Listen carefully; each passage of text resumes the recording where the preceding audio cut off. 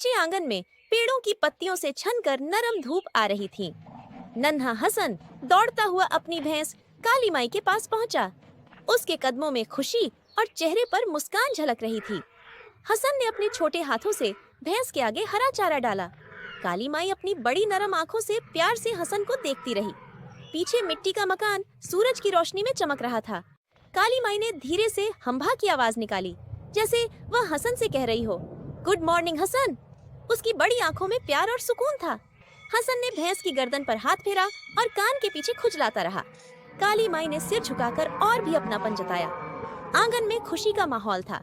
चारपाई पर बैठी नानी अम्मा ये सब देखकर मुस्कुरा उठी। उनके चेहरे पर ममता और सुकून था।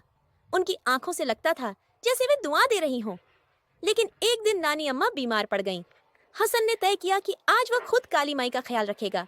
वह हिम्मत करके भैंस के पास बैठा और दूध निकालने की कोशिश करने लगा। शुरू में दूध नहीं निकला, लेकिन जैसे ही काली माई ने हसन की मेहनत को महसूस किया, वह सीधी खड़ी हो गई। धीरे धीरे दूध आने लगा।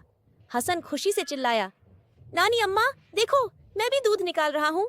नानी अम्मा ने आंसुओं से भरी आंखों से मुस्कुराकर कहा, शाबाश मेरे बच्चे। उस दिन के बाद हसन कभी भैंस को चारा डालता, कभी पानी पिलाता और कभी फूलों की माला बनाकर उसके सींगों पर सजाता। काली माई भी अब उसे दोस्त की तरह मान चुकी थी। शाम को जब सूरज ढलता, हसन भैंस के पास बैठ जाता। आंगन में सुनहरी रोशनी बिखर जाती और हसन और काली माई की खामोश मोहब्बत दिखाई देती। नानी अम्मा अक्सर कहती, बेटा जानवर भी अल्लाह की मखलूक़ें हैं, उनसे प्यार करोगे तो यह तुम्हारे दोस्त बन जाएंगे। हसन ध्यान से सुनता और दिल में बसा लेता। कभी वह भैंस के चारों तरफ खुशी से दौड़ता। धूल के कण रोशनी में चमकते। हसन की हंसी से आंगन गूंज उठता और काली माई भी हम्भा की आवाज में खुशी जताती। समय बीतता गया। हसन बड़ा हो गया, लेकिन नानी अम्मा की बातें और काली माई के साथ के दिन हमेशा उसके दिल में जिंदा रहे। उसे हमेशा यह सबक याद रहा कि जानवरों से मोहब्बत और बड़ों की सेवा इंसान को सच्चा बड़ा इंसान बनाती है। एक छोटे से गांव में अयान नाम का एक बच्चा रहता था, जो अक्सर बगीचे में अकेला खेला करता था। एक दिन झाड़ियों से हल्की सी म्याऊं की आवाज आई। अयान ने देखा कि एक छोटी भूरी बिल्ली डरते डरते बाहर झांक रही है। वह धीरे से झुका और मुस्कुराकर अपना हाथ आगे बढ़ाया। बिल्ली भी धीरे धीरे पास आई और उसके हाथ से दूध पीने लगी।